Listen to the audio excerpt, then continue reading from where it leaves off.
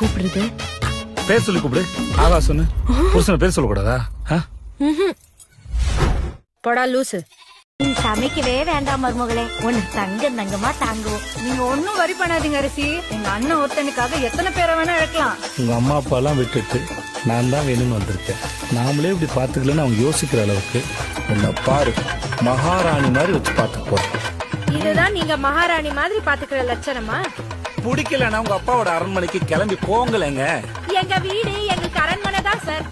ஏண்டா உங்க வண்டியில ஏறணும்னு இருக்கு சார். இறங்கி போங்க மேடம், இறங்கி போங்க. உங்களை யார் தடுத்தது? இதுக்கு மேல பேசினா மூஞ்சிய புரோட்டா கல்ல வச்சு தேய்ச்சி புடுவேன்.